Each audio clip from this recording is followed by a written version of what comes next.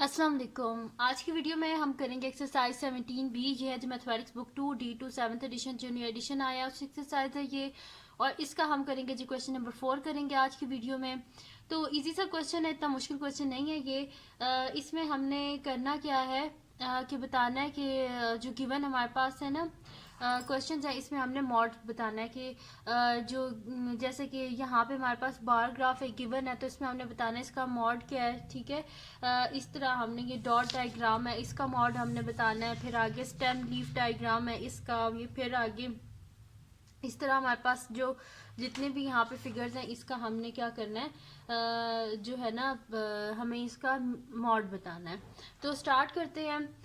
जो फर्स्ट हमारे पास डायग्राम है, अगर आप इसको देखें तो यहाँ पे इन लोगों ने हमें बताया हुआ है कि जो हमारे पास बार ग्राफ गिवन है इसमें क्या है कि इनने यहाँ पे हमें नंबर ऑफ कार्स बताई हुई हैं और यहाँ पे जो है इन्होंने उनके कलर बताए हैं। यहाँ पे लिखा हुआ है नंबर ऑफ कार्स इन 100, यानी कि ये 100, 200, 300, 400 और 500 है। तो ब्लैक कार्स कितनी है? 400 है। ग्रे कार्स कितनी है? 200 है। वाइट कार्स 400 है। रेड कार क्या है हमारे पास जो है 500 है। ठीक है, और इसी तरह हमारे पास जो है ना जो ब्लू कार्स हैं वो हमारे पास क्या है जो है 100 है। अब इसमें हमने बताना क्या है कि इसका मॉड क्या है। तो मॉड देखिए अगर आप, तो इसमें से कौन सा हमारे पास कलर की कार्स हैं जो सबसे ज्यादा हैं। ठीक है, बीच में तो अगर आप देखें रेड कलर की जो कार्स हैं वो कितनी है? 500 है, यानी कि इसका मॉड क्या होगा हमारे पास? फिर रेड ही होगा ना, जो सबसे ज्यादा बीच में जो रिपीट हो रही हो ना चीज, वो हमारे पास मॉड होता है। ठीक है, जो मतलब कि किसी भी डाटा में कोई एक वैल्यू होती है जो बार बार अकर हो रही हो, उसको हम बोलते हैं कि वो उस जो डाटा है उसका मॉड है। तो अगर आप ये जो गिवन बार ग्राफ है तो इसमें देखें ब्लैक 400 है, ग्रे 200 है, वाइट 400 है, रेड 500, यानी कि 500 कार्स जो है वो रेड कलर की है, यानी कि रेड कलर बार बार बार बार रिपीट हो रहा है। इसका मतलब है कि ये जो हमारे पास गिवन क्वेश्चन है इसका मॉड हमारे पास क्या है? रेड। ठीक है, तो मैं यहाँ पे लिख देती हूँ सोल्यूशन और मैं लिख देती हूँ mod is equals to red. ठीक है, इसका मॉड हमारे पास क्या है? रेड है। अच्छा, अब नेक्स्ट हमारे पास है डॉट डायग्राम। तो अगर आप डॉट डायग्राम को गौर से देखें तो यहाँ पे क्या लिखा हुआ है कि 75 जो है वो एक दफ़ा आ रहा है, 76 वन टाइम है, 77 जो है वो कितनी टाइम्स है? 1 2 3 4। 77 4 टाइम्स है। 78 जो है वो क्या है? 1 2 3 4 5। 78 5 टाइम्स है। 79 है 1 2 3 4 5। 79 भी 5 टाइम्स है। 80 जो है वो 1 2 3 4। 84 टाइम्स है और 81 जो है वो 1 टाइम है। तो मैंने अभी आपको डेफिनेशन में बताया था कि मॉड हमारे पास क्या होता है, जो किसी भी डाटा में जो वैल्यू होती है जो सबसे ज़्यादा जो आ रही होती है ना, यानी कि बार बार रिपीट हो रही होती है, वो हमारे पास उसका मॉड होता है। तो अगर आप 75 देखें तो सिर्फ एक दफ़ा है, ये तो मॉड हो नहीं सकता। फिर 76 है, ये भी एक दफ़ा है, तो ये भी इसका मॉड नहीं हो सकता। फिर उसके बाद हमारे पास क्या है? 77 है। तो 77 कितनी दफ़ा हमारे पास? 1 2 3 4। ये भी मॉड नहीं हो सकता क्योंकि इससे ज़्यादा वैल्यू ऑलरेडी हमारे पास, जैसे कि 78 है, 1 2 3 4 5।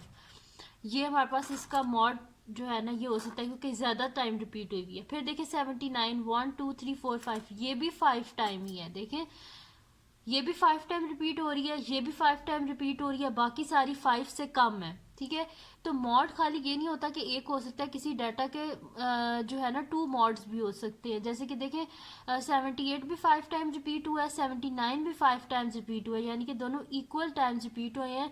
इसका मतलब है कि ये दोनों इसके मॉड्स होंगे। ठीक है, अगर 78 यहाँ पे 6 टाइम रिपीट होता ना और 79 सिर्फ 5 टाइम होता तो फिर हम मॉड लिखते इसका 78। लेकिन यहाँ पे 78 और 79 दोनों जो है वो 5 टाइम्स रिपीट हुए हैं, इस वजह से ये दोनों इसके मॉड्स होंगे। तो मैं यहाँ पे लिख देती हूँ मॉड्स इज इक्वल्स टू 78 भी है और 79 भी है। मॉड इज इक्वल्स टू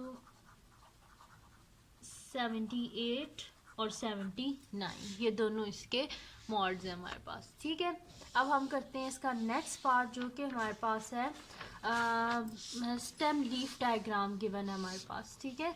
तो स्टेम लीफ डायग्राम हमारे पास गिवन है और नीचे उन्होंने की बताई हुई है कि 2 और ऐसे लाइन और 2 अगर हमारे पास हो तो इसका मतलब क्या है, हमारे पास ये क्या होता है 22 होता है। तो इन सारी वैल्यूज़ को मैं ज़रा एक दफ़ा लिख लेती हूँ, फिर हम देखते हैं कौन सी वैल्यू सबसे ज़्यादा रिपीट हो रही है। वैसे तो सामने नज़र आ रहा है कि 4 7 यानी कि 47 47 47 बार बार रिपीट हो रहा है यहाँ पे हमारे पास। और जो है यहाँ पे हमारे पास 60।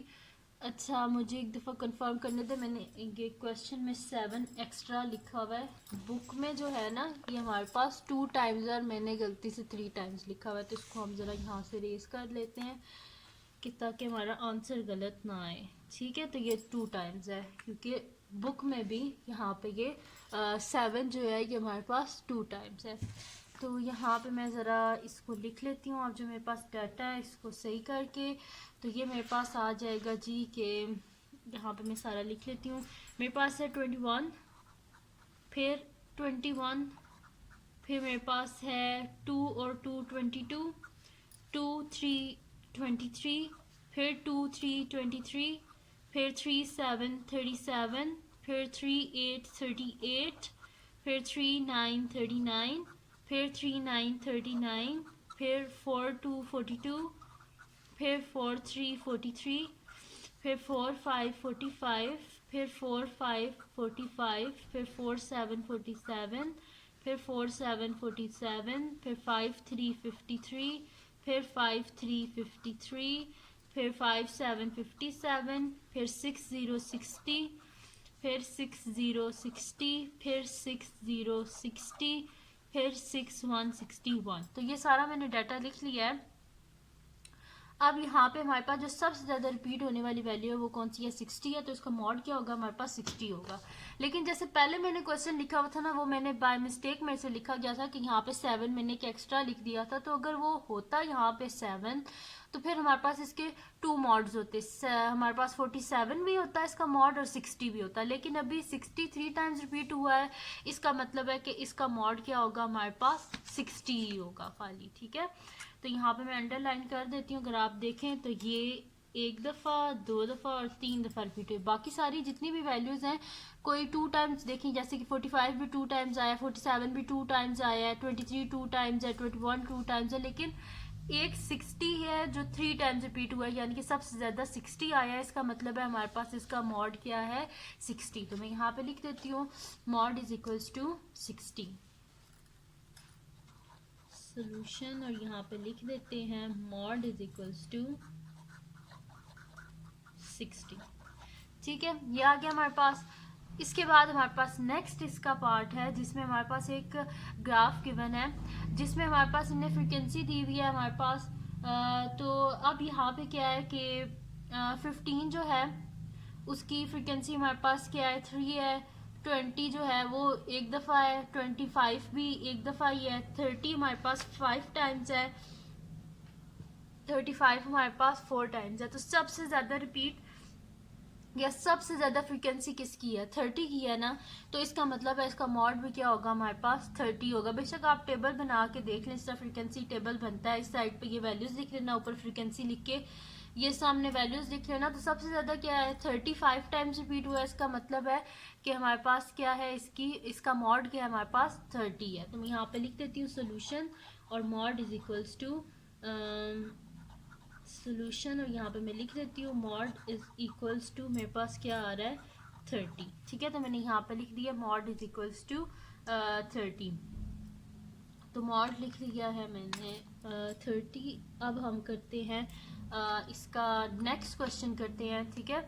30 मैंने बिल्कुल ही जुड़ ही गया था आपस में, तो इसको हम थोड़ा सा सही कर देते हैं, ठीक है। तो मॉड आ गया हमारे पास 30।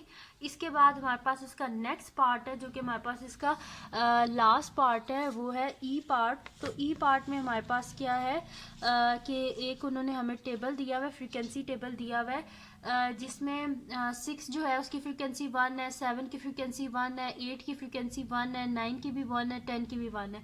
यानी कि इसमें सारी वैल्यूज़ इक्वल हैं, ठीक है। जब सारी वैल्यूज़ इक्वल है, कोई चीज़ रिपीट नहीं हुई, कुछ भी नहीं हुआ, एक से ज़्यादा दफ़ा, तो इसका मतलब है इसका फिर जो है कोई मॉड हो ही नहीं सकता। तो हम लिख देते हैं each value of x occur only once hence there is no mod. ठीक है, तो मैं यहाँ पे लिख देती हूँ सोल्यूशन, और इसमें हम ये स्टेटमेंट लिख देते हैं कि सारी वैल्यूज़ ही एक एक दफ़ा रिपीट हो रही हैं, इसका मतलब है इसका कोई मॉड नहीं है। ठीक है, तो मैं यहाँ पे लिख देती हूँ सोल्यूशन, और इसमें मैं लिख देती हूँ ईच वैल्यू ऑफ एक्स,